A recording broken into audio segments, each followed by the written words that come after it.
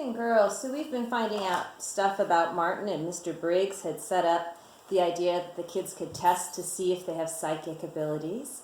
And so I want to see, what does the testing show? How might this change things? I wonder how this testing is going to go.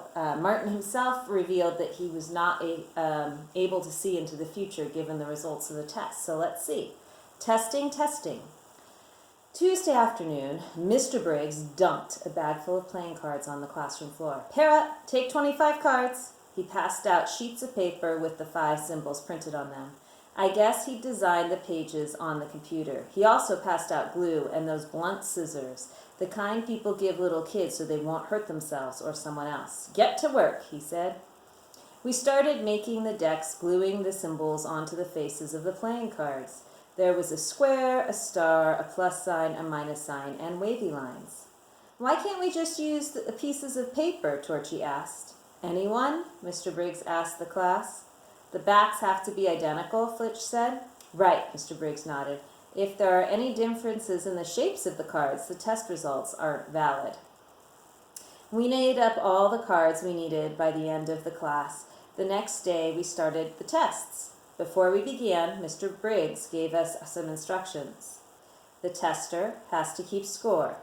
Get out a piece of paper. Every time the subject makes a guess, write either H for a hit or M for a miss. But don't let the other person see the card, even after he guesses. That information could be used to help make the next guess. When you finish the test, count up the hits and misses. I wrote a program to keep track of the scores. Go to the computer, select the name of the sender and receiver, and enter how many hits you recorded. He paused for a moment. I guess he was waiting to see if there were any questions. Nobody said anything. Okay, pair up and let's get started. For the first test, I was paired with Lucky. I got 6 right. Lucky got 5 right.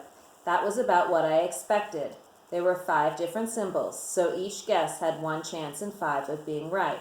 With 25 cards, a person who was just guessing blindly would be right about 5 times. A person might beat the odds and guess right 6 or 7 times, maybe even 8. But only someone who could read minds would get a higher score, like 15 or 20. Pick another partner, Mr. Briggs said after everyone had finished the first pair of experiments. So if you want to look into that more, that idea, look up probability on something like Khan Academy and see if you can better understand why Martin figured that out. I've noticed David Lubar, the author, likes to give mathematical ideas and explanations whenever he can. I found myself with one of the runts. I got 5 hits. So did he, right on the average for each of us.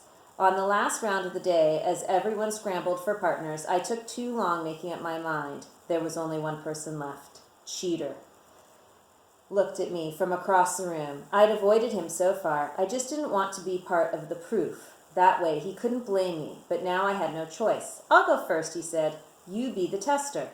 He seemed happy we were working together and eager to get started. I reached for the top card. It took me 2 tries to get a grip on it. I stared at the figure on the face of the card. Square, I thought, trying to imagine a giant square. Star, Cheater guessed. I wrote M on the pad to record the miss and picked up the next card. It was a cross.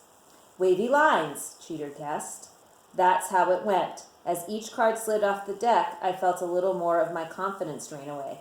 Cheater missed every single one. Now, from earlier, is that possible? At first I was disappointed, but as I entered the scores in the computer, I felt a bit relieved, too. Maybe it all had been my imagination. Maybe it was time to forget the whole thing. I got 7 right when Cheater tested me. Hey, it looks like you're the mind reader, he said, grinning. I held back a nasty reply. He was just trying to be friendly. That was the last test we had time for that period. We ran another 3 test sets on Thursday. By then, everyone was talking about the experiment. I got 8 once, Torchy said, but another time I just got 3. It balances out, I told him. If you ran 1 test, just about anything could happen. 1 test doesn't mean much at all. If you ran 10 tests, you'd probably come close to the average. But if you ran 1,000 tests, you'd get even closer. I wanted to explain more about averages, but I stopped when I noticed his eyes start to glaze over. My own words lingered in my mind. One test doesn't mean much at all. I wondered whether my one test with Cheater was a fluke. Maybe he'd scored higher with other people. I'd find out soon enough. The next day, everyone seemed eager to hear the results. "Well, class," Mr. Briggs said, "we have some interesting numbers." He had the computer keyboard in his lap.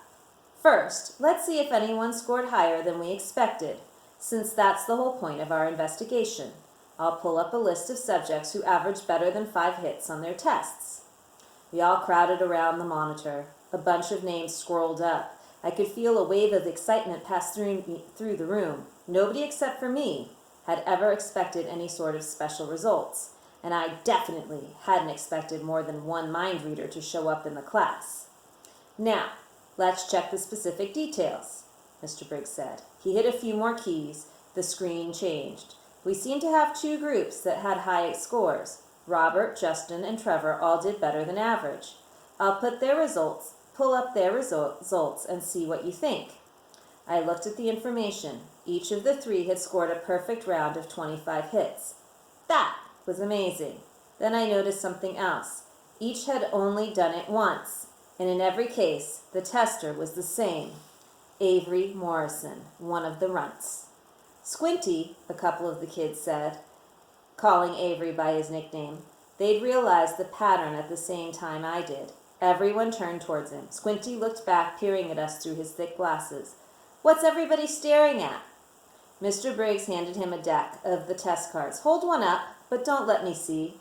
Avery held up a card, raising it close to his face. "No, not here," Mr. Briggs said. "Let's go over to where you usually sit. The light's better over there."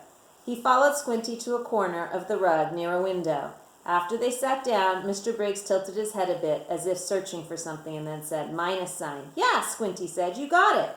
"Square," Mr. Briggs said for the second card. "Wow, right again," Squinty told him. "Another square." "Yep, star." "Holy smokes, you got another one." Mr. Briggs named a couple more cards before Squinty caught on.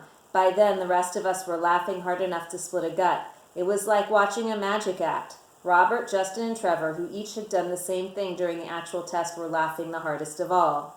Finally, Mr. Briggs, who was laughing too, said, "This is a great lesson. It shows one way an experiment can go wrong. In this case, nobody intended to cheat, but I suspect that the opportunity was just irresistible to the 3 of you who noticed the reflection in Avery's glasses. Of course, the instant we saw perfect scores, we should have become suspicious." As Mr. Briggs said this, I heard Bloodbath say, "Damn." Then Bloodbath started looking around like he was thinking about leaving the room. Mr. Briggs, staring at Bloodbath, said, "So someone who wanted to be really clever while cheating shouldn't get perfect scores. It would be a lot better to miss a couple of times." He went back to the computer and pulled up some more information. He didn't say anything about the data. He just pointed to a column of numbers on the screen. I think everyone understood what was going on right away. Bloodbath had gotten 4 perfect scores, but the tester in each case had been one of his buddies. They'd obviously cheated just for the sake of cheating. Maybe they thought it was a good joke. Maybe they were so used to cheating whenever they could that they'd just naturally done it during the test. But as Mr. Briggs had pointed out, they hadn't been clever enough. Now, let's throw these cases and look at the rest of our results. Let's see who did better than 5 right. He tapped a few more keys. As you can see, nobody managed to score 6 hits per test. The highest average was 5.76, roughly 5 3/4. So, at least as far as this experiment is concerned, we have no real evidence of psychic ability. That was it then, scientific proof that I had been wrong. I heard Cheater snicker. When he caught me looking at him, he said, "Sorry." I guess he hadn't meant to laugh at me. That was okay. I sort of deserved it. "As a matter of fact," Mr. Briggs said, "the average for the entire class, once we throw out the bad data, is just a bit better than 4.5 hits. I suspect it would be a lot closer to 5 if we ran more tests. But we've done enough to learn a few things, and that, my friends, should always be the point of one of these exercises." The class spent the rest of the period discussing the test and the results. Mr. Briggs talked about ways to design a better experiment and ways to prevent cheating. Apparently, that was a big problem. Sometimes people wanted to prove something so badly that they cheated when they ran a test. In a way, I was relieved that we'd run an actual scientific test and it had shown no evidence that anyone could read minds. I could get on with my life and stop driving myself crazy with wild ideas about that kind of stuff. As I left class, I shook my head, thinking about how stupid Bloodbath had been when he tried to get away with those perfect scores. It was funny how he'd given himself away by cheating too successfully. But that led me to another thought. It came to me so suddenly that I wanted to dash right back to the room. Instead, I waited until Mr. Briggs left. The program was still up on the computer. Even better. The file with the results was open. I pulled down the menu and sent the data to the printer. It was the old kind that makes a lot of noise and spits out a single line at a time. I watched the pages as they inched out, revealing something I'd almost missed. My hand shook so badly I ripped the edge of the last sheets as I tore it from the printer. There was no doubt about it. No mistake. I had definite proof. I wasn't sure if I wanted it, but I had it. The question was, what should I do with it? I'm just guessing.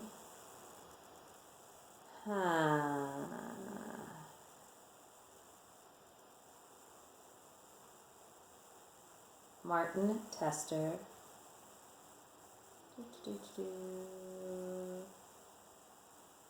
Dominic. Oh, so the subject is Dennis, which is cheater on this score sheet, and he had a perfect score of never guessing any of them right. Of course, I had to remember Dennis's name, so I'll show you that page. It's kind of cool. I don't think you can see it, do it justice, but down here is Dennis, and he's 0, 0, 0, 0, 0. He had perfect. I never guessed any of the shapes right. I'm not psychic at all, to the point that you have to be psychic to do that. Nothing but the proof. The smart thing would have been to just forget what I knew. There was no way they'd want to hear this, but if I'd been good at doing the smart thing, I wouldn't have ended up at Edgeview.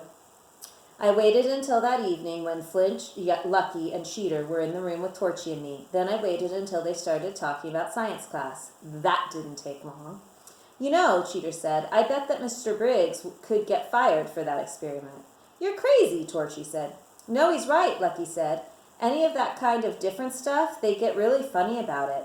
In my last school, this teacher explained some things to us about witches. It was bad stuff, just how some people had certain beliefs. She didn't swallow any of it herself. None of us did. She just told us about it, and she got fired. Exactly, Cheater said.